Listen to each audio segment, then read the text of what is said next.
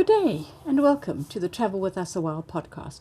I'm Bron Hogan, and today's conversation is a reminder that some of the most meaningful travel stories don't start with flights or maps, they start with people. I met today's guest, Karen Rule, in an elevator, and that small moment of connection turned into a friendship and now a conversation about kindness, curiosity, courage, and saying yes to life. Karen's travels have taken her from Japan to Thailand, New Zealand and beyond, always with an openness to people, culture and the unexpected.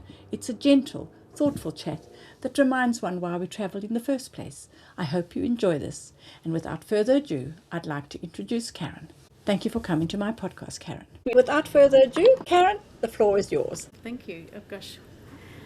I guess, I love travelling. It's just been a wonderful thing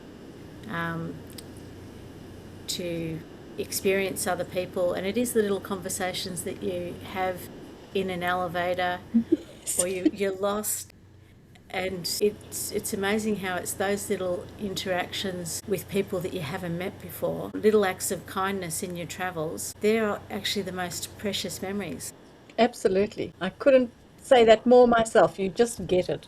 And I mean, I was there by myself, and the people that were working on our Tasmanian floral store, they had already got some very family special thing to do. So I didn't want to intrude on their evening. They'd said I could join them, but I said, no, I'll be fine. And then you guys came up and we had this lovely evening. It was terrific. And it was great. Yeah. Without that, I wouldn't have then followed your travels, which I've just enjoyed so much. Thank you. There's times, I guess I've got a couple of autoimmune things going on, and that means that when I do travel, I've got to sort of keep that in mind, have a bit of a plan B. And the most recent holiday was with my daughter over to Japan, and the one phrase that I'm not sure if I'm saying it right now, but is "Tori wa doko desu ka?" which means "Where are the toilets?" The most important thing. It's a difficult thing to mime. I said it well enough for them to get the guests. Yes, if you've got any issues like that, Japan is a wonderful place to visit. They have the most amazing toilets, and when I got home, it was one of the first things I did. Went to Bunnings and bought myself a smart toilet. The things you learn when you travel. I love it. I love it. I think you bring back a piece from everywhere that you go. Oh, for sure. And you never get tired of it. So tell me a little bit about your trip in Japan. So my daughter was going with her partner, but then he had a wedding to go, so he wasn't going to be there for the first 2 weeks. And she asked me if I would like to join her for the first 2 weeks. She's 30 years old. And I thought, gee, I better go because she'll never ask me again.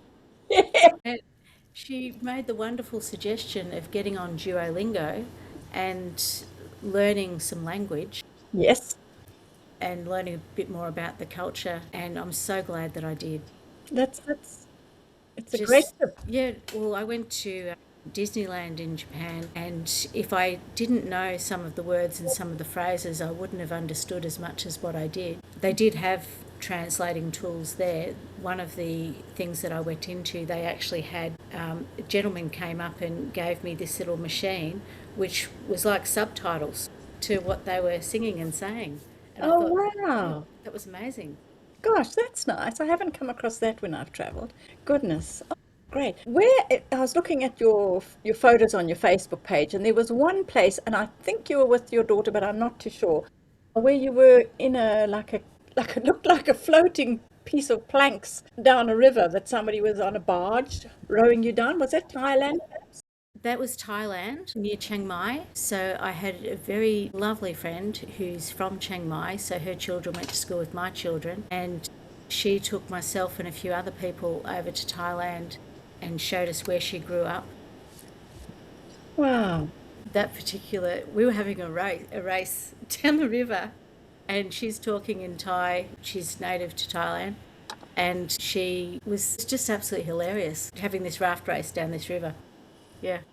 Yeah, the photos are just incredible. I just thought, wow, I want to do that. That looks rather fun. Yeah, I can remember being about 14, and I had a Portuguese girlfriend with me about the same age, and my two brothers and my parents. And we were in Mozambique, and we didn't speak much Portuguese, and we wanted to go across the river from a place called Inharim to Mashesh. And it was just literally a big river that goes into the sea, and you had to go across and get to this little island. We got on it and we were so excited. We went right at the front. And as we were sailing, it was a sailboat. The other boats were having a race with us. So there were two boats trying to get, so the big kudos of who gets the first one there. And we were losing and we were getting very sad. And then the other boat got stuck on a sandbar. They made all the passengers get out to lift it off the sand and walk through the water to get back on again. And we thought we were pretty good. Wow, so it's a bit like the tortoise and the hare, and you came Yeah, through at the end. we did. Yeah, so funny little adventures like that are not in the guidebooks. No, we were so very fortunate travelling with someone who knows the local Yes. area. We did things that I wouldn't have felt comfortable doing, like eating a cricket, and cow intestine cooked in a certain way is a delicacy there. Wow. She took us to this little place and basically had a little stall off the side of the road, and no way I ever would have tried that without her, you know, saying that this is okay. And amazingly, it tasted like pork crackling. Gosh, that's interesting. Yeah, Ken and I, when we were sailing, we really loved street food. And one thing we learned is if the locals were eating it, you knew it was safe. true. We never once, touch wood, had food poisoning or anything, and we got to eat the most amazingly things that we wouldn't have eaten at home. So I think it's important to actually imbibe yourself in the culture, become part of it, and learn the things when you're in a foreign land. Yeah. So, what other places have you been to in your travels, in your many travels? Been sort of on my own. Got two daughters. My youngest is on the autism spectrum and also has schizoaffective disorder, which that's only been for the last 10 years that she has had that to deal with as well. But we went to New Zealand when they were, so 2009, so it's a long time now. Yeah. I'd seen on Getaway, they did the Transalpine train trip across the top of the I South have Island. done it. I've done it. It's beautiful. Yeah. We were so fortunate to do that, and wonderful memory with my girls. So, did they enjoy the train trip? Did you go there and back, or did you stop at Greymouth and go somewhere We else? only stopped at Greymouth for, might have been 2 hours maybe. So we just had a little bit of a look around and then went the same day, went back. Yeah. And we were very fortunate. I didn't think I was going to be able to afford it, but they ended up at the last minute. They had a spring special and it came down in price, so we were able to do that. I think we may have even been there the same time. I just share with you that I had my ex-husband and my daughter, who was probably 10, 11, and myself, and they were busy getting the luggage out. And we hadn't arranged to hire a car or anything because we just thought we would do it when we got to Greymouth. And the lady kept shouting across this room full of all the tourists, "The bus is leaving now," pointing at me, "Are you going to catch the bus?" And I thought, I haven't seen the place. I want to see the place first. I'm not catching a bus out till I've seen it. Anyway, by the time they got their luggage and came and joined me, the bus had gone. And we discovered that actually you couldn't hire a car because in those days we didn't have a credit card. So it may have been a bit before then. And so we hitchhiked from Greymouth to Picton. And I would say that that was the best part of our trip because we met the locals. I think we had 11 rides or something ridiculous. And everybody who gave us a lift said, "Are you in a hurry?" And we said, "No." "Wonderful. I'll just take you and show my favorite bit." So we got this little guided tour. And then, okay, now we're stopping at lunch and right, we'll put you where you catch your next hitch your ride. And it was just the most incredibly astonishing experience. One of the guys was a forester and took us all through amazing forests. And then when we got to Picton, we thought, oh, well, or some we were waiting to get into the city, but it was rush hour. So we thought, well, if we walk on the wrong side of the road, then people won't be tempted to stop and help us. And a Yeah. lady on the opposite side of the road, the direction of where we was going, stopped her car, held up all the traffic, toot, toot, toot, and made us cross and get into her car. And we said, "So sorry, we didn't want to do this." She said, "Oh no," she said, "I can remember hitchhiking. Never seen anybody hitchhike with a young child. Where do you need to go? And I'll take you there." Wow. So we love New Zealand. It was lovely. I've been back sailing with Ken and I've also been flown back a few times. In fact, I was there in August. Love the place. Can't It get is a enough of it. beautiful place. Yeah. Yeah, so more of yours, not mine. Well, part of my travel in Japan, so this is just last December, I did by myself because my daughter wanted to also experience some of the youth hostels there. Yes. And so I went to Kyoto by myself. And another funny part of this trip is that after we'd already paid for our flights and stuff, I'd entered this competition to do something to do with wild turkey whiskey. Long story short, I won a prize, and they couldn't deliver on the actual prize, which was supposed to be for a music festival. Oh, well, I was going to talk about Kyoto and how serendipitous that was, but I won a prize. Had to. Just Having won some prize money, we asked, they couldn't deliver on the music festival thing that the prize was supposed to be for, and they said that we had to spend it within 12 months. I said, well, I'm going to Japan. Can we use it for part of that? And they said, sure. great. Tell us where you want to go. We came up with a bit of an itinerary and a bit of a budget. I probably gave a bit of also to my daughter and her partner David for their last part of the trip, because he was coming over we sort of had a bit of crossover in Osaka. But yeah, long story short, when I turned up to Kyoto, I didn't know where I was staying, and I just had instructions. So at the first, what was it? So I went to Disneyland as well. When I turned up at the hotel, they had an envelope for me which had tickets and things in it. So that made the trip really interesting because Exciting too. you're quite getting at each place. But all of it ended up being better than my expectations. How lovely. Kyoto, I was staying in the Kyoto Tower, and as luck would have it, I was turning 60 on the 23rd of December, and the tower was turning 60 on the 25th of December. Wow. So they had all these birthday, 60th anniversary stuff, and it's my birthday too, so they gave me a few extra things. Oh, how I thought lovely. that was cool. Yeah, indeed. Yes. So, what places would you recommend for people to go to if they wanted to make a trip there? Well, I definitely suggest learning some of the language and the culture. In Kyoto, they had the hop on, hop off bus. Yes. That was amazing. So I just went to the little information centre and asked for suggestions. She said, do you like crowds or not crowds? And I said, oh, Yeah. I don't like things that are too peoply. And she gave me some suggestions of ones that weren't beautiful but not as well known. And that was a wonderful tip. Yes. We do the hop on hop offs wherever we go because it gives you, usually we would take one day we just drive around and see what it is. And then the next day we go and actually get off at the places we decided that were really good because you get information about them and can read them up. This is why we never go anywhere in a rush because you need to take time to see things. And I find this when you're in a city, it's more comfortable actually knowing where you're going. Well, for me Yes. it is, yeah. I didn't know much about where we're going. The first place that we stayed at when we got to Tokyo was a Airbnb called the Candle House, and my daughter had picked that because it was in an area that had well known for their ramen. And Wow. so we asked the guy who was the host, "Can you suggest different ramen bars to go to?" So each night we went to a different one, and then on the last night in that area, we went back to the one that we liked the most. Then she picked another little area which was more traditional and had old temples and things Beautiful. and markets, so that was good to stay at too. Another thing that we did over there was in Osaka. Again, this was paid for with the prize money, this section of it. We stayed at this amazing hotel that had happy hour from 5 p.m. to 7 p.m. with as much wine as you would like and all Oh, these nice wow. nibblies and things. So that was fun.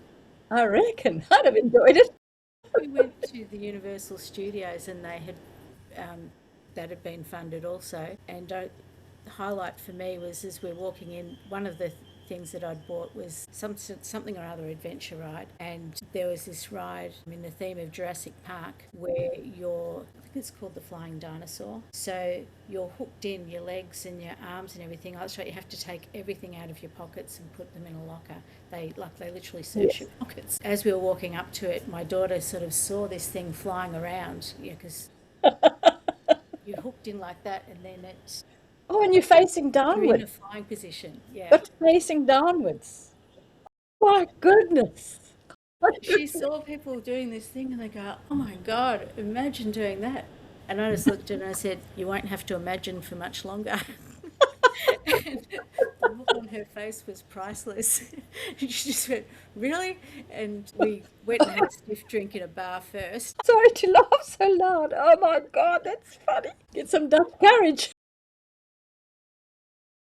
Any photos. Sorry? What was it like?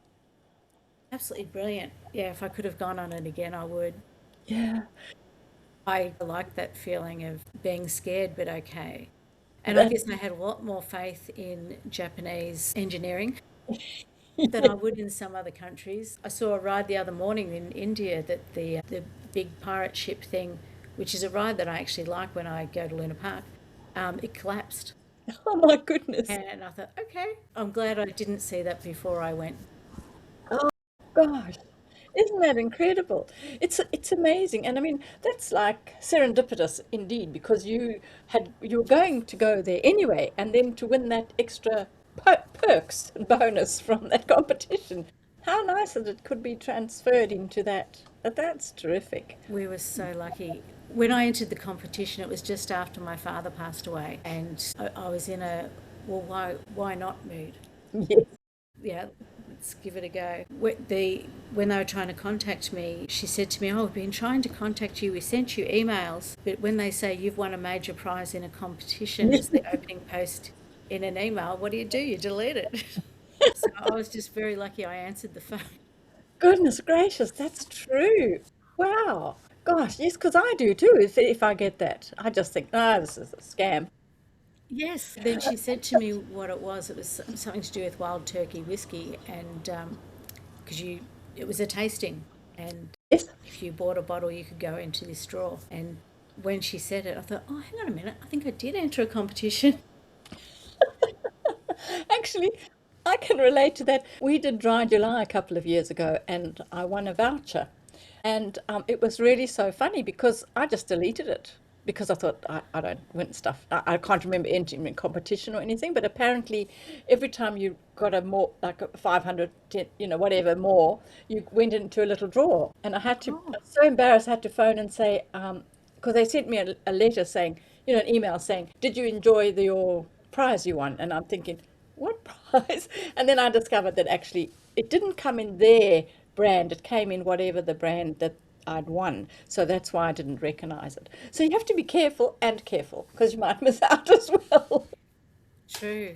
Yes.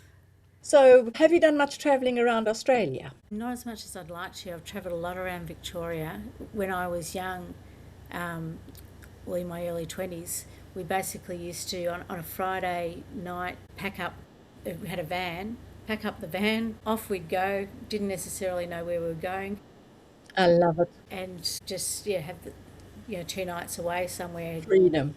stopping caravan parks or whatever. Again, it was the people that you meet and the friendships you made. Absolutely. That was the highlight. I remember the people that I met probably more than some of the places almost. I think I can relate to that very much. Yes, indeed. And I think that's why I will never stop traveling. Have made such wonderful friends all around the world as I've gone places, and they've visited some, not all of them obviously, but many have come to Tassie, and or by accident I've met them somewhere else. It's just incredible how that happens. I just love traveling. Yeah. So, what plans for 2026? My daughter's favourite place to go is Cape Shank. I My saw other some daughter, I should photos. say, my youngest daughter. Yes. And being on the spectrum, she likes to go back to the same place. That's fine. So, yeah, we've got we go down there probably 3 times a year. Lovely. Other than that, I don't have any plans yet, but I would like to make plans. I think the anticipation and planning of a journey is almost as fun as the actual journey. I do always find that I have to have at least one thing to look forward to. So, like, I've got 2 booked things, just to go away for a weekend. Yes, I think that that's really nice. Actually, they're not on the weekend. I just realised I tend to go away midweek because it's cheaper. and quieter where you get it. And it's usually quieter if you in on the mainland or not, True. especially in summer. Yes, yes, goodness. It's been lovely to chat to you, Karen. Thank you very much for coming on my podcast. Thank And you.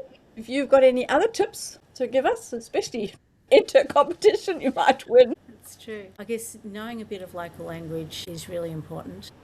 I agree there. That's so important. Quite tedious. I know that you can use Google Translate, and I even bought a little translating device. If you can't respond to the basic things, it's difficult, and I find it must be impolite to not greet someone in their own language when you're in their country. So I always try to learn whatever the particular greeting is. Just flashing to my mind is if you're in Fiji, you say bula. Yes. Anywhere around the world has their own specific, I think Austria's Grüßgott. It's funny how these things are jumping into my mind, but with no apparent order. But yes, I think it's important to learn a bit of language. Yeah. Thank you so much. Thank And you if you've very much. enjoyed if you've enjoyed the podcast, just press subscribe and we'll see you in the next time.